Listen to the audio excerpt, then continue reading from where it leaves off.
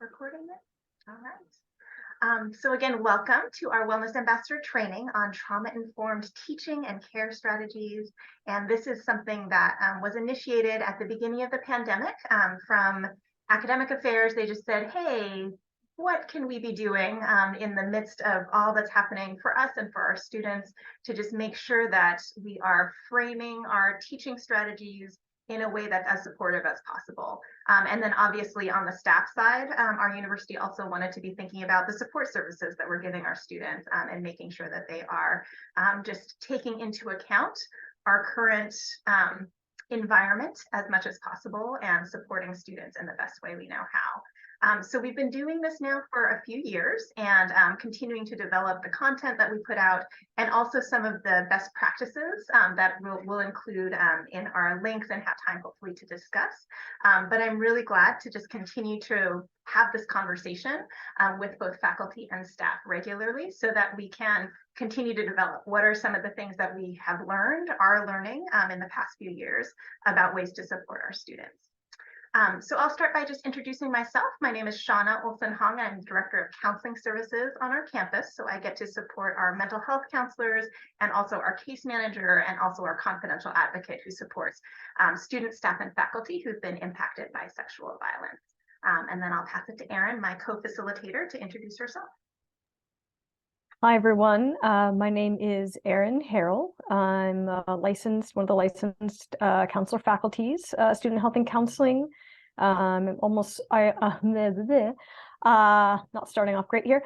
Also one of the clinical supervisors. So I get to support learning associates and be part of a great team. So I'm really glad to spend the hour with all y'all. Fantastic. Thank you, Erin. All right, so one thing we wanted to do is if it's helpful to you to have pen and paper ready nearby, we're going to be doing some reflection exercises. So just feel free to grab that and have it set up. And then I'm going to send out these slides and some links to resources and also a feedback form after the evaluation. So don't feel like you need to, scramble to write down everything. You'll have these resources available to you. I wonder, especially since we're a smaller group, if we want to go around and folks can introduce where they work on campus and if there are particular questions or topics that you're hoping that we'll touch on during this time. So anybody want to go first, introducing where you work on campus and any questions you have for this time? I'll go first, Shauna. I'm Donica LeDuc. I am an associate dean in the College of Science. My interest in attending this session is because I support faculty in the College of Science and trying to balance how for them, the challenge is often how do I make sure that I'm helping everyone without and being respectful of their trauma and their individual needs, but also being having their own boundaries as well. And supporting all students. So that's my interest.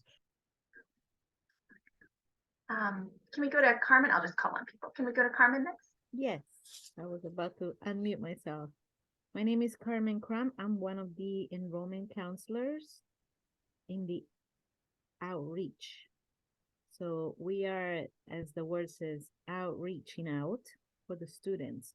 We go to colleges, we go to high schools, and the era of the Zoom also has been very strong during our workload.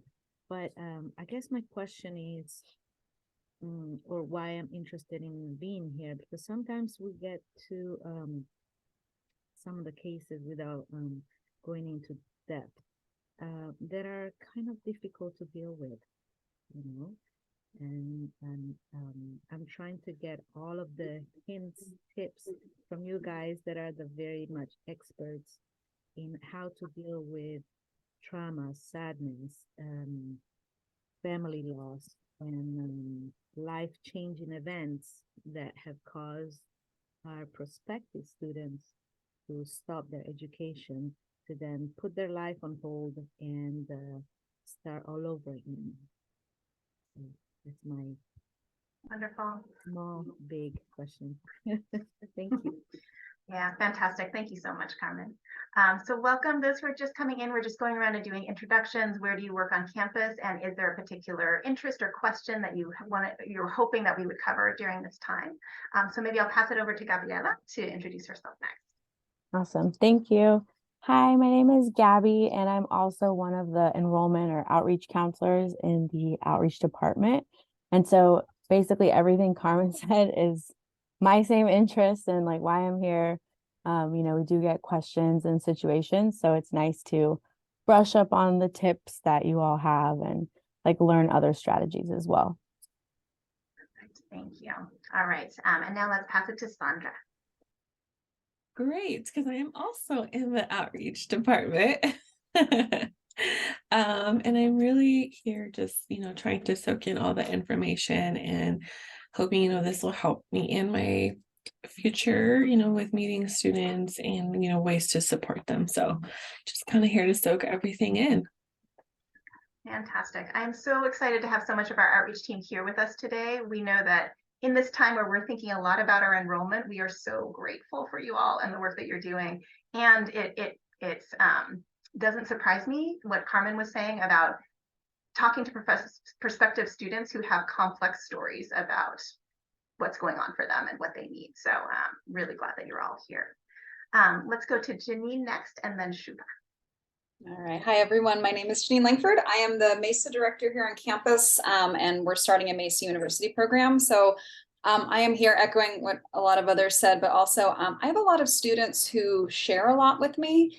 And I think post-pandemic, we're still in the pandemic, post coming back, I've tried to build my empathy because sometimes, admittedly, Donica knows this, I get really busy and then I kind of forget about human beings being human beings. And so trying to figure out the best way to be empathetic, supportive, and just make the right, just be there. Students tend to want to talk, and I want to be the best I can be at helping them. So thank you for hosting this series. You guys are awesome. Fantastic. Thank you, Janine. All right. And then to Shubha next. Hi, I'm not on the outreach team, and I feel like I should state that right away. I am very excited to meet all of you because this is a wing of campus that I don't get to interact with a lot. So thank you for all the great work you do trying to bring students to our courses. My name is Shubha Kashinath. I've served for the past 8 years as chair of the Speech, Language, and Hearing Sciences Department. This is my first year not being chair, so it frees me up to explore things like these workshops where I can reflect a little bit on trauma-informed teaching practices in the classroom. Our major is a very competitive and rigorous major, and we get about 400 applications for about 20 spots every year. And so knowing that we're training professionals to go out and do work with communities and people with disabilities, I just wanted to kind of understand the trauma-informed lens in terms of how I can support our students to be the best they are for the families and communities they serve.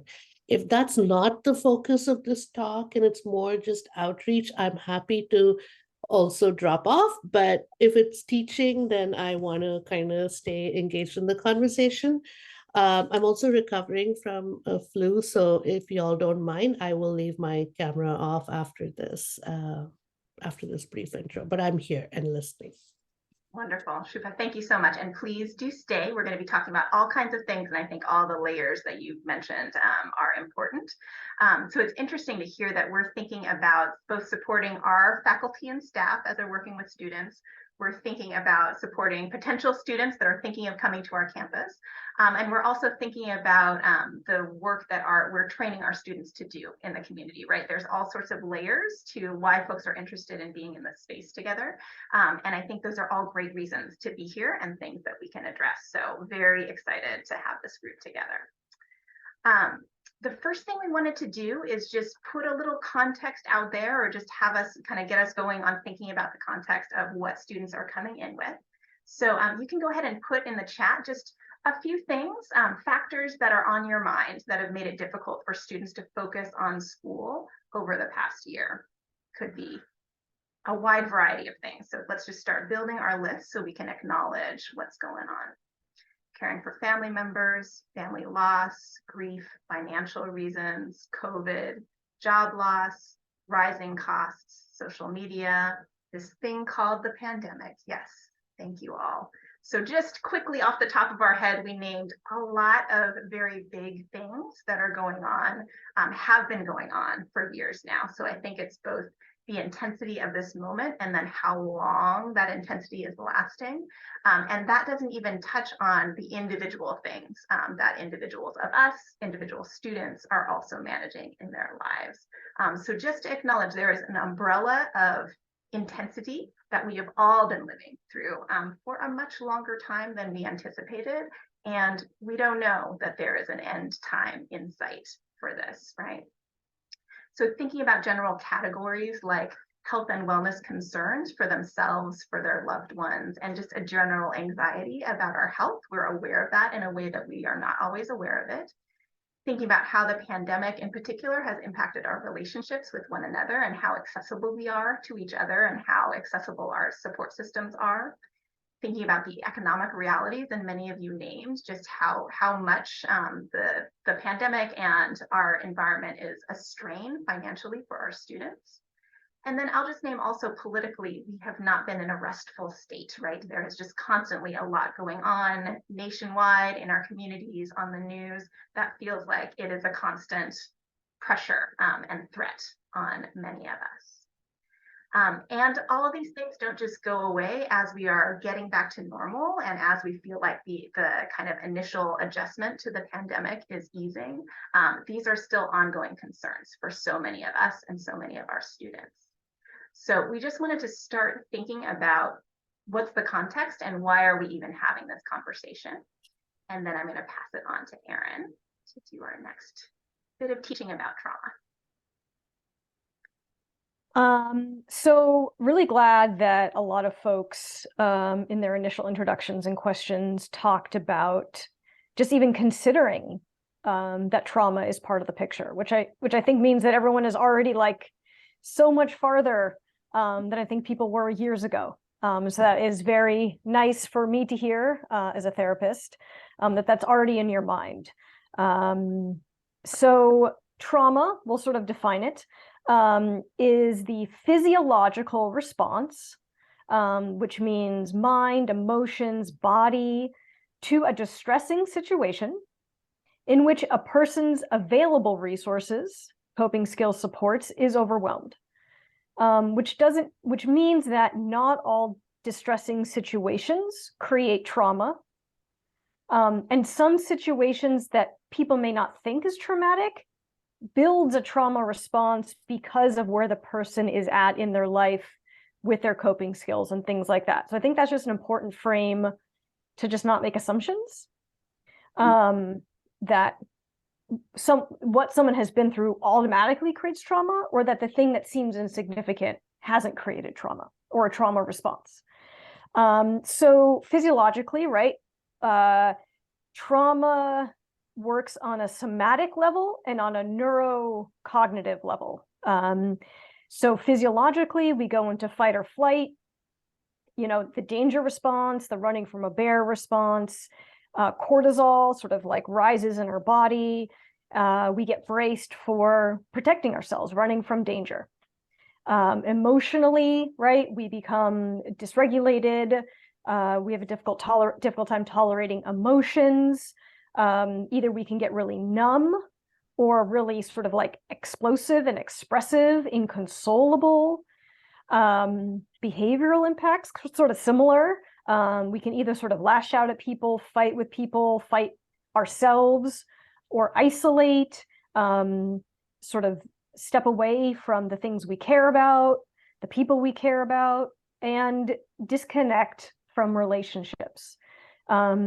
So, a single traumatic incident can create a framework for some of this, and then repetitive trauma sort of just adds, right? The more the snowball falls down the hill, the bigger it becomes. And so I think what's important in this conversation is that it is highly unlikely that the situation that you find yourself in with another student is dangerous, right? Or that the setting is dangerous, or that you're talking about something with them that is actually a danger to them, like a physical danger or a relational danger. But because of trauma and the framework it sets up, if the situation is similar enough, all of those same trigger responses will come to the forefront, right? The brain's amygdala doesn't know the difference between contexts. So that person's felt safety in the world has already been tainted in a particular context. And so they might be meeting with you and are having the same feeling that they are unsafe, whether or not you're intending it. And it is a legitimate feeling, right? They're not making it up. It's not over dramatizing. It literally is, their body is responding to sensations, nonverbal cues that suggest that there is danger and they must respond to it. So I think that that's just an important lens around, you know, trauma-informed teaching, which means that we are more vulnerable to future stressors, right? This is the ACEs, adverse childhood experiences, that based on the amount of traumatic experiences we've had that have overwhelmed our resources, we are just more vulnerable to stressors because those frameworks are there. So just as we'll talk about this, but just realizing that what you see in front of you might be more than you think ought to be there. And I think that's true, but also very legitimate. So. Wonderful. Yeah. Okay. A lot of So, great, oh, sorry, go ahead. No, that's fine. Yeah. I was just going to say a lot of information to absorb. There's a lot more we could say, obviously, as counselors about trauma, but I think that is a great kind of foundational understanding of these are some of the ways that trauma is impacting both us and our students, right, as we are interacting with them under the umbrella that we already talked about. And then another layer we wanted to do a little reflection about is this concept of intersectionality. So really thinking about what are the identities that each one of us carry into every interaction that we have, every kind of understanding of a student interaction that we have, and what are some of the identities that our students are carrying, and how do those intersect. So there's a wonderful quote from Dr. Shaniqua Walker-Barnes that I put onto the slide, and I'll just read it out loud so we can think about it. Identity is not merely additive, it is also multiplicative. As an African-American woman, I share some aspects of my experience with African-American men and others with women of all races, but there's also unique experiences that are part of my Black womanness. This means that I am not only the target of racism and sexism, I am also the target of gendered racism and racialized sexism. Other layers of my identity, especially my class, sexuality, and nationality, further attenuate my experiences of oppression and privilege. So all that to say, there are so many parts of ourselves that interact with each other and make us unique in how we experience the world, how the world has treated us, and also how we see other people, right? And that is going to be different for each one of us in this Zoom, and it's also going to be different for each student that we interact with. But I think especially on a campus as diverse as ours, it's important to do a little reflection on that so that we have sort of a heads up. We can be a little more conscious about what we're bringing into each of these interactions, how we might be reading what we're feeling or interpreting from a student, and how they might be reading what they're feeling or interpreting from us, because those are all parts of the conversation. So I'm going to give us just a moment to look at this matrix of oppression. These are some categories for different identities that we might carry or might be important to us. It's not an exhaustive list, but I think it's a good jumping off point to do a little reflection. And I'm going to give us a few minutes to look at this for ourselves personally and just really think about what are some of the identities that feel significant to you personally, the ones that you feel like have formed you or that you are constantly aware of as you move into the world.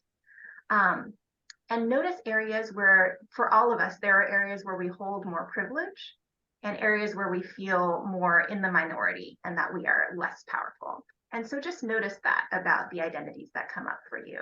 Where are places that you feel more kind of privilege and control, including your role as staff or faculty on this campus? And where are some places No, where she's maybe you programming, feel, like you don't individuals have as much, in the class. you don't have as much control? And just notice that, and notice how that might impact your interactions with students. So all of these, so I'll pause there and let us do a little reflection and then come back together. So I'm going to give us a couple minutes.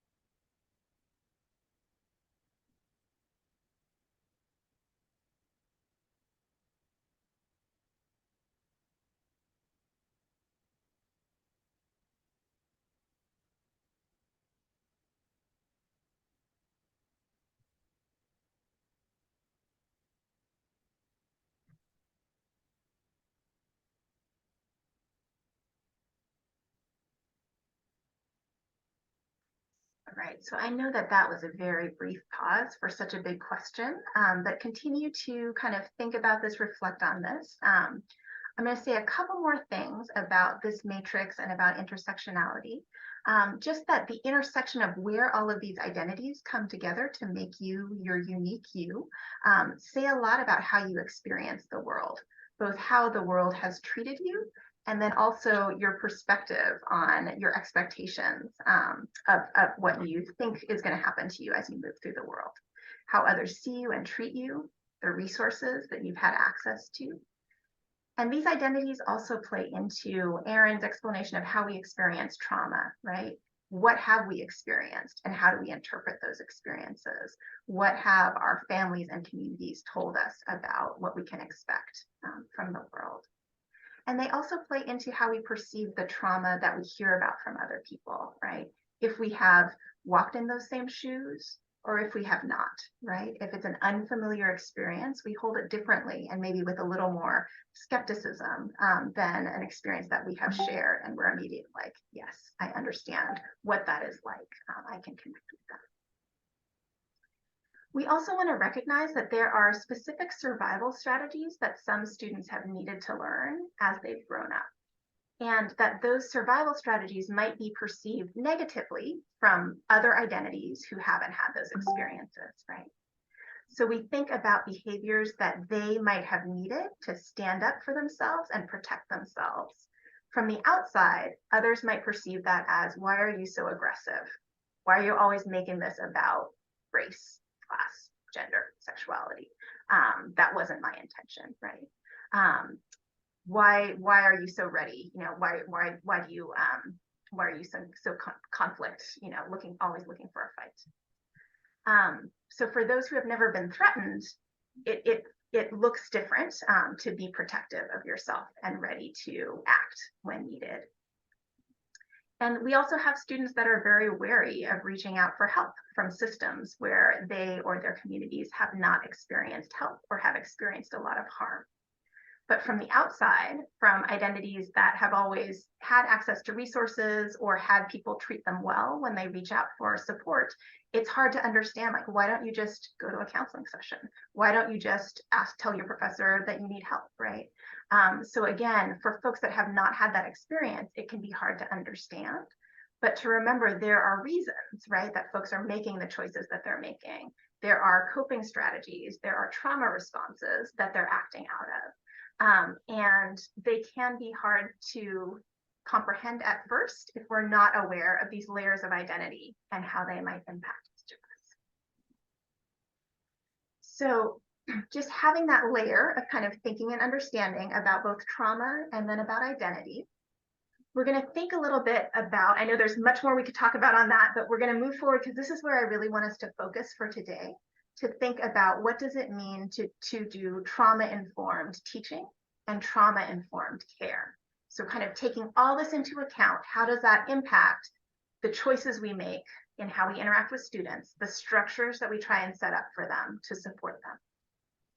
So one of the top things in trauma-informed care is recalibrating our thinking, our perspective from punitive, like the student has done something wrong, and in order to teach them not to do that wrong thing again, we're going to create some consequences for them, right? Some punishment that's going to say, hey, things don't go well when I make that choice, let me make a different choice. That might make sense if everybody is equally resourced and able to make a different choice and understand that in a certain way. But as we're talking about trauma, as we're talking about these identities, I hope it becomes clear that not everybody is in that boat, right? And to be punished might be that last straw that just says, I can't be at this university anymore. This is not for me. They're trying to kick me out, right? Or this is one more barrier than I have it in me to pass. And so that's it. So instead, we want to create a more restorative perspective to really think about how can we put the student back into right relationship with the university, right relationship with their support system. How can we give them the support that they might need in order to overcome the barriers that they are already facing? We don't need to put more barriers in front of them. So having that restorative mindset of how can we help, right? Instead of how can we punish and teach through punishment. I like to talk about changing the question from what's wrong with you? You know, when we see a behavior that feels like it's not productive or it's threatening or problematic in whatever way, we can ask that what's wrong with you question, but changing that question to what has happened to you, right? What is the context for why you're acting in this way and the choices that you're making?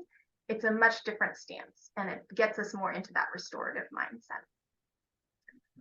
Another thing that we talk about when we talk about trauma-informed care is moving from making assumptions about, I know what's going on and I know why and I know what the solution is, to more openness and curiosity.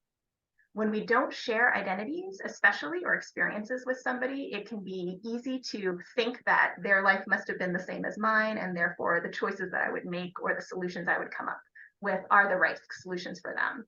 But there is so much that we don't know about each individual's experience, right? Especially if their background, their identities, their experience in the world is much different from ours. So instead, having a stance of curiosity, not jumping to conclusions, but really asking some questions. What more is going on here? What has been your past experience with these sort of structures or problems, right? And thinking about maybe their behavior being out of character. So what has changed? What's going on right now that this is the choices that you feel like you need to make? Don't assume that they don't want your help if they're delayed in responding. It just might be overwhelming for them right now, or they might have forgotten. So reaching out again, for example, right, might be the way to continue to keep that line open and provide that support. And then the last thing is building resilience and community. So these are the things that are kind of healing and supportive. And we've heard this over and over as we've talked with our students about their experience of the pandemic and remote learning and all these things, that what makes all the difference is one person, one instructor, one staff person who continue to reach out to them, who to continue to take the time, not just to jump into, here's the business of registering for you for your classes or whatever it is, but to really say, how are you doing? To really notice when there's something wrong and to ask about that and to provide a little more support, right? That made all the difference. So really thinking about the things that help us in these hard times under the umbrella of trauma and hardship that we've been under is supporting each other. Building up that resilience to say what can help you keep going even though things are hard. And we can offer each other things like that. We can offer each other skills. We can offer each other support that helps students develop that resilience. I want to make sure when I talk about resilience, I'm always careful to say resilience is not just individual grit and determination and smarts, because there are a lot of people who have been, working hard, persevering, and still are not able to succeed because there are structures in place that are holding them back. And so it's never an individual's fault when they can't overcome that or when they don't succeed. But resilience takes community, and it takes kind of working against some of those structural barriers, so that we can form healthy systems, so that we can create a society where all of our students are able to succeed and give them room to exercise their strengths. So that is an overview of trauma-informed teaching and care. And then Erin's going to move us forward to talk about our next.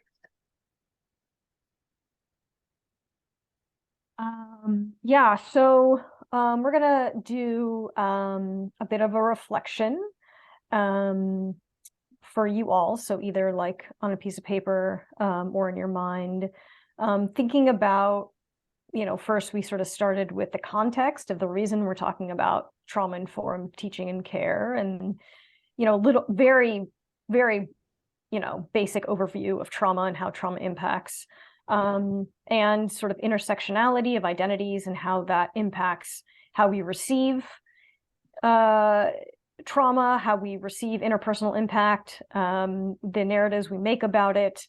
So we sort of built all these things. And I also wanted just to put in there, some folks are talking about, I support staff supporting students, or I just need to remember that human beings are human beings. And even though this talk is mainly about supporting students, I think that it's helpful for everyone, both staff, both faculty and students, to remember that humans are humans, and everyone is impacted by various levels of intersectionality and trauma. So people's capacity, empathy, someone mentioned, to be present in a particular situation is also impacted by the same things that might be impacting the student you're talking to. So just remembering a level of compassion, I suppose, as a frame for this next question for yourselves. So think about a time when you may have viewed a student's action negatively. So it could have been an interaction in class with you, over email, you witnessed things between classmates. Maybe there was like, an admin issue, right? Like missing class, arriving late, sort of like not seemingly paying attention. So all the various things that might happen from a student. And want just to give us a few minutes to reflect on two questions. Does what we've been talking about help you see the choices that the student was making differently? And does reflecting on differences between your intersectional identities, or what you've been through, and theirs, tell you a little bit about assumptions you may have been making in that moment, right? So are you feeling expanded? And are you looking at some of those assumptions differently? So let's just pause for a few minutes and sort of think about a situation like that.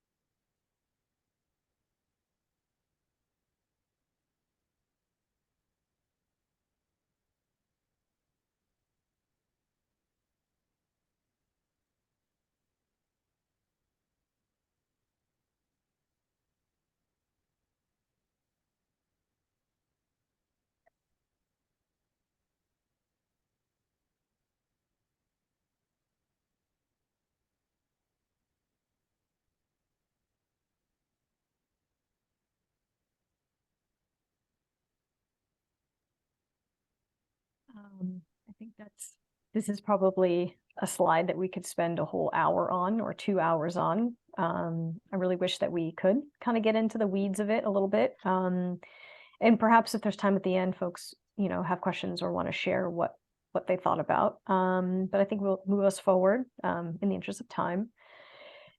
Just to talk about more concrete sort of values of trauma-informed care. So, Shauna talked about ways to reframe or resituate our stance and our approach and the way we listen and respond. So this is sort of just, extra elaboration, I would say, around thinking about trauma-informed values, right? You have values as a teacher, you have values as a person of a culture, right? This is trauma-informed values. So the first is, right, empowerment, choice, and control. Right? People know that when they feel disenfranchised and they feel like they don't have options and that they don't have agency, makes it very difficult to feel like they can succeed. So it is important to, demonstrate that you support the whole student, right? Human beings being human beings.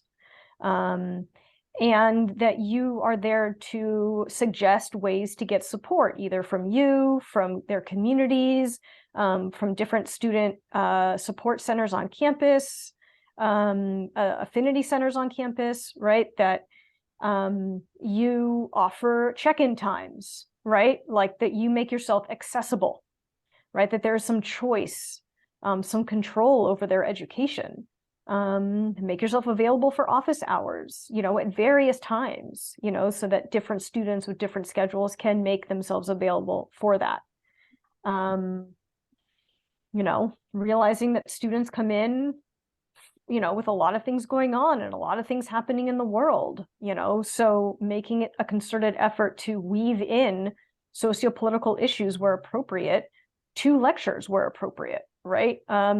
Even in your initial syllabi, putting this is counseling services and these are some resources on campus, just to suggest that one of the values of being in this class is that resources are a good idea. That is very empowering, right? Creating a culture of that.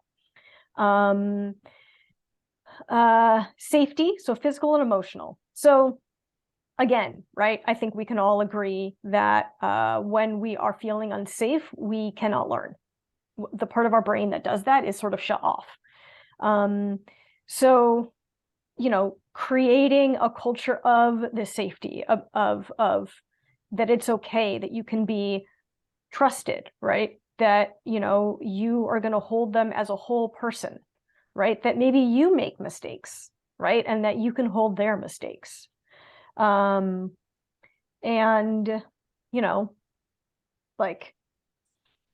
be a collaborator with them, right?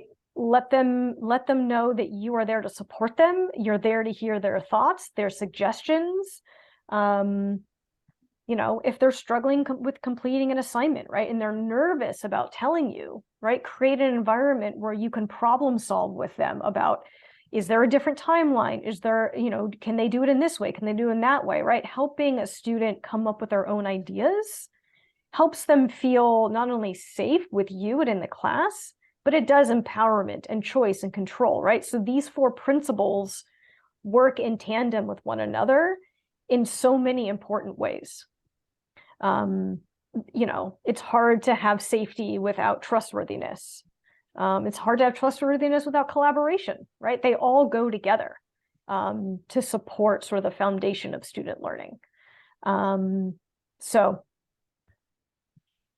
there are a lot of different suggestions for how to do that. And we can definitely talk about that, but I think about how you would want to be supported, how you would want to be included, how you would want to be collaborated with, how you feel safe, making mistakes, how you feel safe approaching an authority figure, right? Think about all these things and imagine working with people with different levels of safety frameworks and how to think about how to make the process as accessible as possible. Yeah, I think that's we can sort of move forward, probably. Fantastic. So just to highlight a few of the resources that are available for students on campus or for you all as you're working on campus. I'm going to put a bunch of things into the chat. I'm not going to spend a lot of time talking about these because I want to get a little more in depth in the things that Erin was sharing. But just so you know, we have basic needs resources through Pioneers for Hope for students, food pantries, emergency housing, emergency financial assistance, these sorts of programs. Lots of mental health resources through counseling. We have academic resources through ACE, through the SCA, through our math lab. We have the ability for staff and faculty and students to file care reports when there is a student that they're concerned about. And then our multidisciplinary care team will follow up with that student and the reporter to make sure they're getting what they need. And then we have workshops like this, our Helping Students in Distress workshop, which we did last week, and then a lot of different wellness ambassador trainings like this. So just know as you're thinking about, oh my gosh, there's a lot of, all these strategies that I would love to put into place, but I don't necessarily feel equipped to do those things. Know that there are resources around you that we have on our campus that will support you and people that will support you in doing that. But the thing I really want us to focus the rest of our time on is this best practices document that I just put into the chat. So making what Erin's saying really concrete. We have done this workshop now with a lot of different staff and faculty over the past few years. And this document comes out of kind of the co-creation of folks going into breakout rooms and thinking, how am I going to live out these particular values in the work that I do? So there are the categories that Erin kind of talked about, and then particular kind of practices or concrete ways that especially teaching faculty, I think have been a lot of who's participated in this workshop, have thought about what can I do to support students in the classroom. Obviously, each of us work in a different context, and so the way that our outreach counselors are going to support students is going to be different from how instructional faculty are going to support students. But those are still really valuable jumping off places to say, there's this big value that Erin talked about, but how do we make that concrete for our campus? So what we're going to do is I'm going to invite you all to be in breakout rooms for a little bit of time. I want you to look at these best practices and think about which of them stand out to me, right? It's a big document, and so you have access to this now. You can continue to pour over it. You can add to it, please, if you have other ideas that you don't see on here that will inspire or give good ideas to your colleagues. But take a little time to think about which of these do I want to have questions about, or which of these do I want to talk about more. And I'm going to give you about 10 minutes in breakout rooms to have those conversations with your peers. So I'll open the rooms now, and I'll bring you back in about 10 minutes.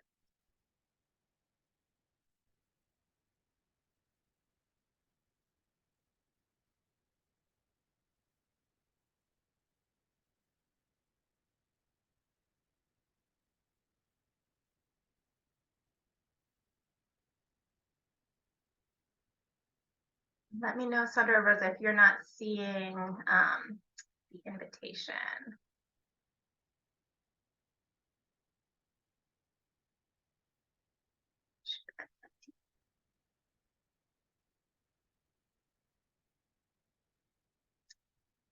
Shuba, I think you were going to be in a room with Sandra, but I think that she might be having some trouble doing it. So we can do an additional breakout room here if y'all just want to talk here.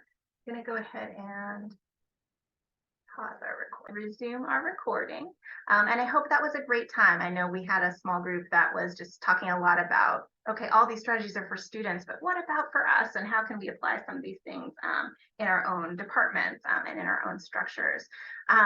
So I hope it was a great discussion for the other groups as well.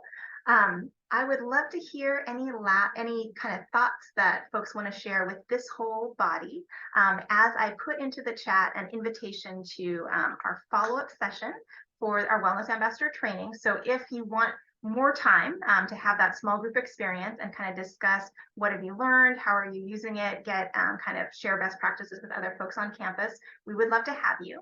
Another thing that came up in our group is just how we're feeling as faculty and staff. And so I would love to invite you all to join our Avoiding Burnout and Compassion Fatigue workshop. That's one of our Wellness Ambassador trainings. It talks about exactly that. So if you want to register for that one, if you haven't already, we would love to see you. It's been very, very popular and I think really helpful. So that one is, you know, it will be content and thinking about how do we take care of ourselves in the midst of the hard work we're doing. And then it will also have a follow-up session where we can talk more about how are we applying it and how is it going. But I will stop talking now. We've got 2 more minutes. Any things from the breakout rooms or other questions that folks want to put out to this group? I hope you're serious about adding to the document because Gabrielle and I did, but we did suggesting. So like you can reject it, but we definitely had some things that came up that you can see and we just kind of popped it in miscellaneous because it was so faculty focused. We're like, we had some stuff too. So it's in there, but we added a few ideas. That's great. I appreciate that. I have been sad that this is so faculty focused, so we'll build out our staff suggestions as well. That's really helpful. Thank you both. Sorry, myself and Danica just chatted all times. We didn't type anything, no time.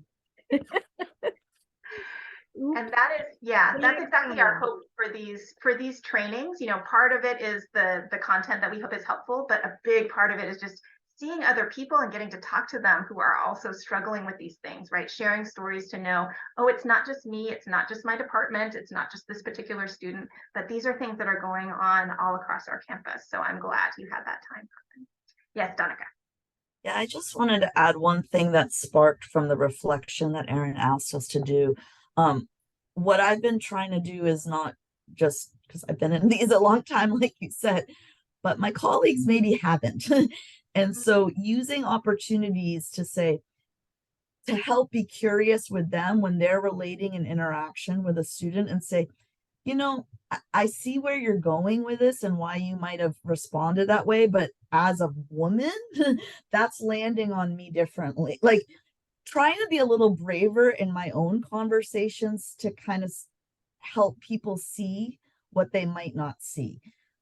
That's where I'm going, but it maybe other people will feel braver to do that too, and will move society a little faster. I don't know. I love that, Danica. Thank you. I think that is so important. And I think that we do have more influence than we realize, you know, in the circles where we know our colleagues and they've grown to trust us. We might be the people who can say a thing that will cause them to think or that will cause them to become a little more curious. So I think that's a fantastic strategy to speak out of our own experience and share our different perspectives. And then also maybe to say, hey, there's this workshop series. I wonder if you'd be interested, or maybe I can bring some of these folks to a department meeting where we could have a conversation. Because I do think that it takes practice to think in this different way we're talking about being more trauma informed, being more restorative. It's not the way that we have been trained. And so it takes kind of community and discussion to kind of remind ourselves to do that. Any other last thoughts before we close? I know it's right at 12, so if folks need to go, you're welcome to go.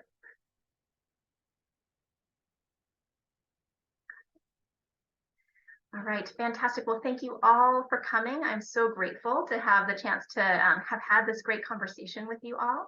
And we will be following up by email with all of the links, as you were asking, Gabby, and the slides, and then also a feedback form. If you have feedback for us about how to improve this workshop, we would love to hear. Okay, thank you all so much for spending time with us. I hope you have a great rest of your day. Thank you.